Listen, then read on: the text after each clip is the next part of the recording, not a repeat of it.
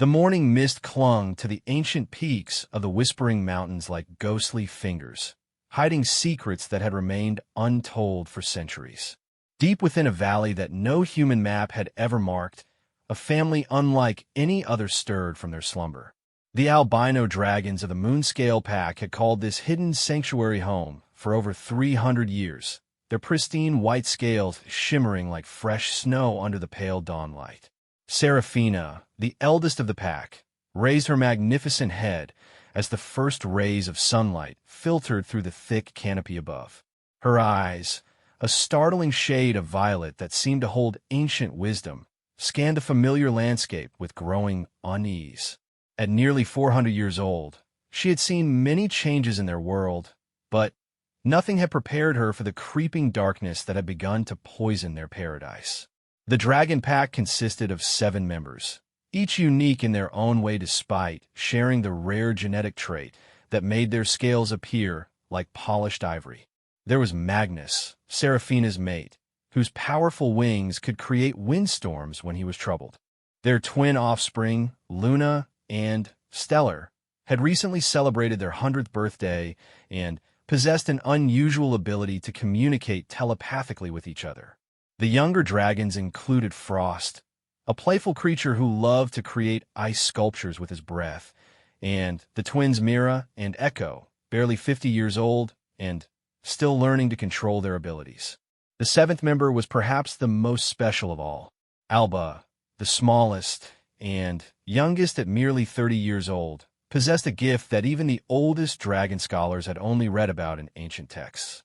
She could heal any living creature with her touch, a power that made her both precious and vulnerable to those who might wish to exploit such abilities.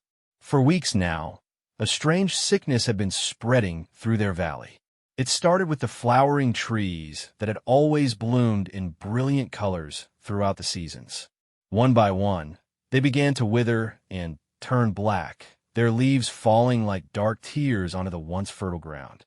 The crystal-clear streams that had provided them with pure water for centuries began to run murky and bitter, forcing the dragons to fly farther and farther from their home to find clean sources. The animals that had shared their valley began to disappear. First, it was the deer that would graze peacefully near the dragon caves, unafraid because they sensed the gentle nature of these particular dragons. Then, the rabbits vanished, followed by the songbirds whose melodies had provided a natural symphony each morning and evening. Even the fish in their sacred pools began floating belly up, their silver scales now dull and lifeless. Seraphina had tried everything she knew to understand what was happening. She had consulted the ancient scrolls hidden deep within their cave system, texts written by dragon scholars who had studied the balance between magical creatures and the natural world. She had performed the old rituals, flying high above the valley under the full moon while chanting the protective spells passed down through generations. Nothing seemed to work. The other dragons had begun to show signs of the mysterious illness as well. Magnus, once so strong that he could move boulders with a single sweep of his tail, now struggled to lift himself into the air for more than a few minutes at a time. Luna and Stellar found that their telepathic connection, which had never failed them before, was becoming weak and sporadic. They would reach out to touch each other's minds, only to find painful static where once there had been crystal-clear communication. Young Frost had lost his ability to breathe ice, producing only warm, useless air that left him feeling helpless and frustrated.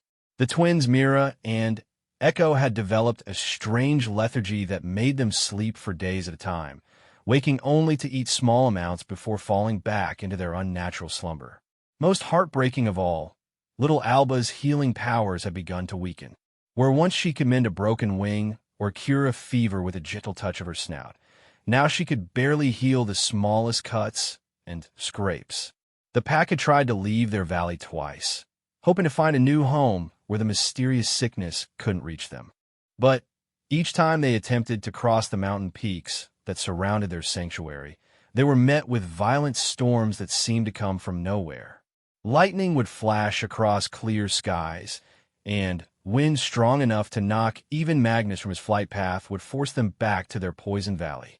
It was as if something wanted them trapped in their dying home, slowly weakening until they could no longer resist whatever dark force was at work. Serafina had begun to suspect that their predicament was not natural, but the result of some malevolent magic, though she couldn't understand who would want to harm her peaceful family or why. The dragons had always been careful to avoid contact with humans, following ancient laws that had been established when the world was young, and the relationship between their species was filled with mistrust and fear. Humans feared dragons for their size and power, while dragons had learned to be wary of human greed and their tendency to seek to capture or kill anything they didn't understand. But as the days passed and their condition continued to deteriorate, Serafina began to wonder if their isolation might be part of the problem. Perhaps the answer to their mysterious illness lay outside their hidden valley, in a world they had spent so long avoiding. The thought terrified her more than the sickness itself, because she knew that venturing into human territory could mean the end of their pack in an entirely different way. The albino dragons were not just rare because of their coloring. They were among the last of their kind in the entire region, possibly in the whole world. Serafina's grandmother had told stories of great dragon cities that once flourished in the northern mountains. But those places had been abandoned centuries ago when humans began to hunt dragons for their magical properties. Their scales, blood, and even their breath were believed to have powerful magical uses, making them targets for alchemists and dark wizards. Now, as Serafina watched her family grow weaker each day, she faced an impossible choice. They could remain in their valley and likely perish from whatever curse or poison was destroying their home, or they could risk everything by seeking help from the very beings their ancestors had taught them to fear. The weight of this decision pressed down on her ancient shoulders like the mountains themselves, and for the first time in her long life, the wise dragon felt truly helpless. The evening of the 21st day since the sickness had first appeared, something changed. Alba, who had been the most severely affected due to her young age and sensitive nature, collapsed while trying to drink from one of the few remaining clean pools. Her breathing became shallow and labored, and her beautiful violet eyes, so similar to Serafina's own, began to lose their light. As the pack gathered around their youngest member, their hearts breaking at the sight of her suffering, Serafina made her decision. She would leave the valley alone, flying under cover of darkness to search for help in the human settlements beyond the mountains. It was a desperate plan that could easily end in her capture or death, but watching Alba fade away was worse than any risk she might face. The pack protested, of course. Magnus insisted on coming with her, despite his weakened condition. Luna and Stellar argued that if anyone should take the risk, it should be them, as they were younger and stronger. But Serafina knew that she was the only one old enough to remember the ancient protocols for approaching humans peacefully, and wise enough to recognize friend from foe if she encountered either. As the moon reached its highest point in the star-filled sky, Serafina spread her great wings and launched herself into the night air. Behind her, the valley that had been her home for 3 centuries lay shrouded in unnatural darkness, while ahead lay the unknown world of humans and all the dangers it might contain. Her heart ached as she left her family behind, but hope flickered within her like a small flame.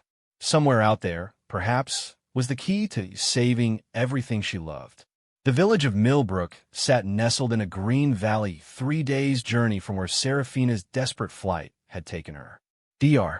Elena Vasquez had chosen this quiet place to continue her research precisely because it was so far from the bustling cities where her unconventional theories about mythical creatures had made her something of an outcast in academic circles. Here, among farmers and craftspeople who cared more about the weather than scholarly debates, she could work in peace. Elena's cottage stood at the edge of the village, surrounded by gardens filled with herbs and flowers that she used in her studies of ancient healing practices.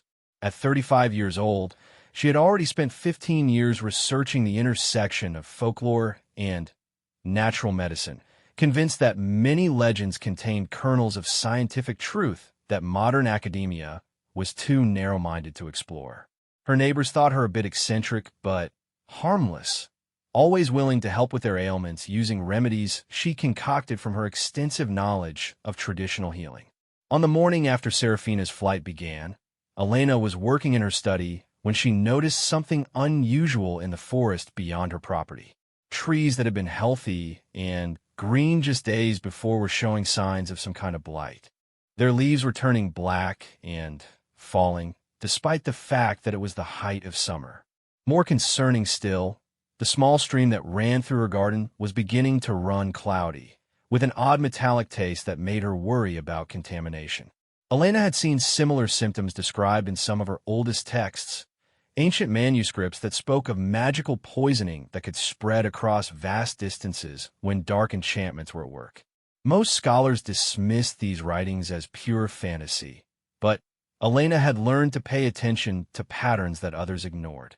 She began to suspect that whatever was happening to the forest might be connected to the strange dreams she'd been having for weeks. In these dreams, she saw great white creatures flying through stormy skies, their cries of distress so real that she often woke with tears on her cheeks. The creatures were always moving away from her, disappearing into mist and shadow before she could get a clear look at them. She had dismissed the dreams as stress from her research, but now she wondered if they might be something more. As the day progressed, the changes in the forest became more pronounced. Elena ventured out with her notebook and collecting kit, documenting the progression of the mysterious blight and taking samples of the affected plants and water. The closer she got to the heart of the forest, the worse the damage became. Ancient oaks that had stood for hundreds of years were withering as if they'd been struck by lightning, their bark turning black and peeling away in great sheets. It was near sunset when she heard it, a sound unlike anything she'd experienced before. It was part bird call, part musical note, and part something else entirely that seemed to resonate in her bones rather than her ears. The sound came from somewhere high above the tree-line, and when Elena looked up, she caught a glimpse of something white moving across the darkening sky. Her heart began to race as she recognized the shape from her dreams. Whatever was flying overhead was far too large to be any known bird, and it moved with an intelligence and purpose that no wild animal possessed. Elena found herself running back toward her cottage, not out of fear, but out of excitement that threatened to overwhelm her scientific training. She spent the night poring over her most ancient texts, cross-referencing descriptions of various mythical creatures with the brief glimpse she'd caught. By dawn, she was certain that what she'd seen was a dragon, and not just any dragon, but one of the legendary white dragons that appeared in texts from a dozen different cultures. According to the manuscripts, these creatures were known for their wisdom, their healing abilities, and their tendency to avoid human contact at all costs. The next day brought more signs that something extraordinary was happening in her quiet corner of the world. Several villagers came to her door with reports of strange sounds in the night and glimpses of something large flying overhead. Old Thomas, who lived closest to the mountains, swore he'd seen a creature the size of a barn owl land near his sheep pen, though when he went to investigate, he found only strange tracks in the mud that looked like nothing he'd ever seen before. Elena knew she had to investigate further, despite the risks. If there truly was a dragon in the area, and if it was connected to the spreading blight in the forest, then she might be the only person equipped to understand what was happening. Her years of studying the intersection of magic and nature had taught her that such phenomena were rarely coincidental. She packed supplies for a camping trip and told her neighbors she was conducting a botanical survey in the upper valleys. This wasn't entirely false, though she left out the part about hoping to make contact with a legendary creature. Elena had learned to be careful about sharing her more unconventional research interests, even with people who trusted her. The hike into the mountains was more challenging than she'd anticipated. The trails she'd planned to follow were overgrown or had been washed out by recent storms, forcing her to navigate by compass and instinct. The higher she climbed, the more evidence she found of the mysterious blight. Entire groves of trees stood leafless and black, as if they'd been burned from within. The streams ran dark and sluggish, with an oily film on the surface that made her reluctant to refill her water bottles. On her second night in the mountains, Elena made camp in a small clearing that offered some protection from the wind. She'd built a small fire and was preparing a simple meal when she heard the sound again, that haunting cry that seemed to come from another world entirely. This time, it was much closer, coming from somewhere just beyond the circle of firelight. Elena's training told her to remain calm and observe, but her heart hammered against her ribs as she slowly reached for the flashlight in her pack. When she turned it on and swept the beam across the clearing, she gasped at what she saw. At the edge of the light, barely visible in the shadows, was a creature of impossible beauty and obvious distress. The dragon was smaller than she'd expected, probably only about the size of a horse, with scales that gleamed like polished ivory in the flashlight beam. But what struck Elena most was the intelligence in its violet eyes and the way it held itself. Not like a wild animal, but like a person who was trying to decide whether to trust her or flee. The creature was clearly exhausted, its great wings drooping and its breathing labored. For a long moment, they simply stared at each other across the small clearing. Elena could see that the dragon was sick, its beautiful scales dulled, and several patches where they seemed to be falling out entirely. Without thinking, she found herself speaking in the same gentle tone she used with frightened patients. She told the dragon that she was a healer, that she wanted to help, that she understood it was afraid but didn't need to be. Elena wasn't even sure if the creature could understand human speech, but something in its posture began to relax as she continued talking. Slowly, carefully, she reached into her pack and pulled out her medical supplies, showing them to the dragon while explaining what each item was for. The dragon watched her every move with keen intelligence, and Elena began to realize that this was no ordinary encounter. This creature wasn't just intelligent, it was desperate. Something had driven it from its home to seek help from humans, despite what must be centuries of instinctual caution about her species. As the night progressed, Elena found herself in the most extraordinary conversation of her life. The dragon couldn't speak in words she could understand, but it could communicate through a combination of sounds, gestures, and what Elena could only describe as a kind of emotional telepathy. Images flashed through her mind that weren't her own, pictures of a hidden valley filled with other dragons, all of them sick and dying from some mysterious force. She saw through the dragon's memories of paradise that had been turned into a poisoned wasteland, where magical creatures that had lived in harmony for centuries were now facing extinction. She felt the dragon's grief and desperation as clearly as if they were her own emotions, and understood that this creature had risked everything to find someone who might be able to help. Elena had spent her entire career preparing for a moment like this, though she'd never truly believed it would come. All her studies of ancient healing practices, her research into the connections between magic and medicine, her willingness to believe in possibilities that others dismissed as fantasy, it had all led to this clearing in the mountains where she sat face to face with a dying dragon that needed her help. The challenge was enormous. Whatever was poisoning the dragon's valley was unlike anything she'd encountered before, a magical contamination that seemed to be spreading outward into the natural world. But Elena had resources that few others possessed, knowledge of both ancient healing techniques and modern scientific methods, plus a network of contacts who specialized in rare and unusual phenomena. As dawn broke over the mountains, Elena made a decision that would change everything. She would help this creature and its family, no matter what it cost her. The dragon had trusted her with its secret, had overcome centuries of fear to ask for help from human. She couldn't let that courage be wasted. The dragon seemed to understand her commitment, and for the first time since their meeting, Elena saw hope flicker in those ancient violet eyes. Together, They would find a way to save the hidden valley and its inhabitants. Elena just hoped they weren't already too late. The journey back to Elena's cottage took 2 days, with the dragon she had come to know as Serafina flying overhead while Elena made her way down the mountain trails. They had worked out a system of communication that relied on both gestures and the strange mental connection that seemed to exist between them. Elena could feel Serafina's emotions as clearly as her own, and the dragon appeared to understand human speech even if she couldn't speak it herself. During their trek, Elena learned more about the crisis facing the dragon pack. Through shared visions and careful observation, she began to understand that the poisoning of the valley wasn't random, but appeared to be the work of someone with knowledge of both dragon physiology and dark magic. The contamination was specifically designed to target magical creatures, while leaving most ordinary plants and animals relatively unaffected. This revelation troubled Elena deeply because it suggested that someone was deliberately trying to harm or capture the dragons.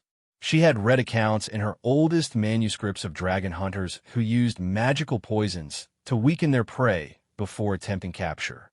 Such practices had supposedly died out centuries ago, but perhaps someone had revived the ancient techniques for modern purposes. When they reached Elena's cottage, she immediately began preparing for what would be the most challenging case of her career. She contacted Dr. Marcus Chun, a colleague who specialized in toxicology and shared her interest in unconventional phenomena. She also reached out to Professor Sarah Blackwood, an expert in medieval magical practices who had helped her translate several difficult texts in the past. Elena told them she had discovered evidence of a magical contamination event that was affecting a large ecosystem, which was technically true without revealing the full extent of the situation. Both colleagues agreed to help, though she could sense their skepticism about her claims of magical involvement. Elena had learned over the years to present her more unusual cases in ways that didn't immediately trigger academic dismissal. While waiting for her colleagues to arrive, Elena worked with Serafina to gather more information about the contamination. The dragon was able to bring back samples of the poisoned water and vegetation from her valley, flying back and forth over the course of several days, despite her weakening condition. Elena noticed that each trip seemed to drain Serafina more, and she worried that the dragon might not survive long enough to see her family healed. The analysis of the samples revealed something that chilled Elena to the bone. The contamination contained traces of powdered dragon scale, ground dragon bone, and other substances that could only have come from dragons that had already died. Someone was using the remains of dead dragons to create a poison specifically designed to kill living ones. A practice so horrifically ironic that Elena felt sick thinking about it. Dr. Chun arrived first, driving up to Elena's cottage in his battered research van filled with portable laboratory equipment. He was a small, energetic man in his 40s who had made his reputation studying unusual toxins found in remote locations. Elena had worked with him before on cases involving mysterious illnesses in isolated communities, and she trusted his discretion as well as his expertise.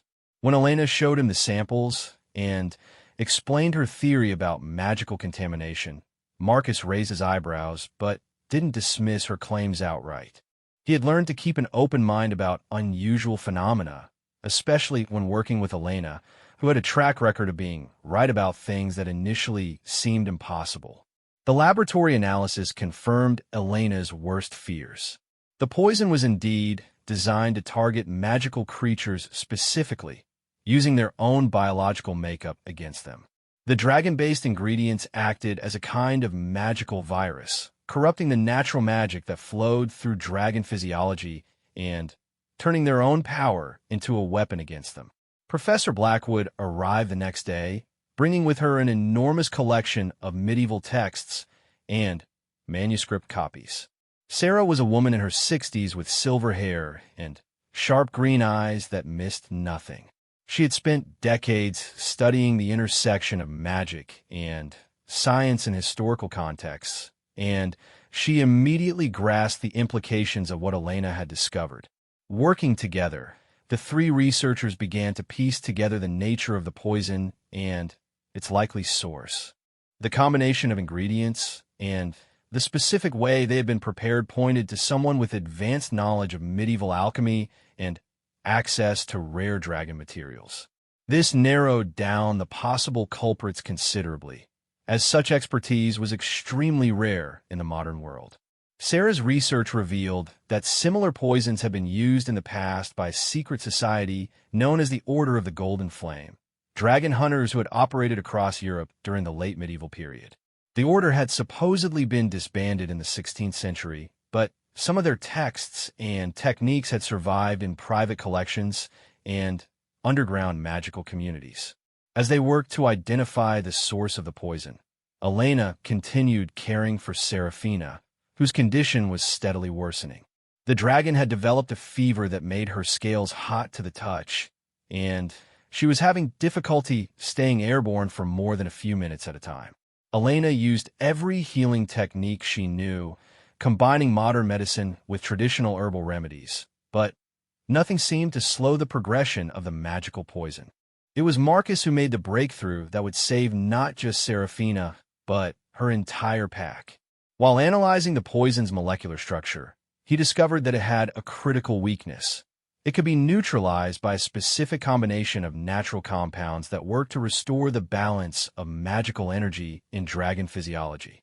The antidote required ingredients that were difficult to obtain, including moonstone powder and essence of phoenix feather, but Elena knew where to find them. Years of networking with collectors of rare magical artifacts had given Elena contacts all over the world. She made frantic phone calls to dealers in London, collectors in San Francisco, and research institutions in Prague, slowly assembling the ingredients needed to create the antidote. Some items had to be shipped overnight at enormous expense, while others required personal favors from colleagues who didn't ask too many questions about her unusual requests. While they waited for the ingredients to arrive, Elena worked with Serafina to plan the rescue of the dragon pack. The antidote would need to be administered to all the dragons simultaneously for maximum effectiveness, and they would need enough of it to also purify the contaminated valley. This meant Elena would have to travel to the hidden sanctuary, something no human had done in centuries. Serafina was initially reluctant to bring a human to her family's secret home, but as her condition continued to deteriorate, she realized there was no choice. The dragon pack was too weak to travel, and the magical barriers that protected their valley also prevented them from leaving to seek help elsewhere. If they were going to be saved, the healing would have to happen in their own territory. The preparation of the antidote took 3 days of careful work. Elena, Marcus, and Sarah labored around the clock, following instructions they had pieced together from medieval texts while adapting the formulas for modern preparation techniques. The process required perfect timing and precise measurements, as even small errors could render the mixture useless or even dangerous. On the night of the new moon, when magical energies were traditionally at their most stable, Elena loaded her backpack with vials of the precious antidote and climbed onto Serafina's back for the flight to the hidden valley. Despite her academic understanding of dragon anatomy, the reality of riding on a dragon's back was both terrifying and exhilarating. Elena had to trust completely in Serafina's ability to carry her safely through the treacherous mountain passes and magical barriers that protected the valley. The flight took nearly 2 hours, with Serafina struggling to maintain altitude as her condition worsened. Elena could feel the dragon's exhaustion through their mental connection, and she urged Serafina to rest whenever possible. They made several stops on mountain ledges where Elena could check the dragon's condition and offer what comfort she could. When they finally reached the hidden valley, Elena was shocked by the devastation that greeted them. The paradise that Serafina had shown her in visions had been transformed into a wasteland of withered trees and poison streams. The very air seemed thick with malevolent energy, making Elena feel dizzy and nauseous as soon as they landed. The dragon pack was in even worse condition than Elena had feared.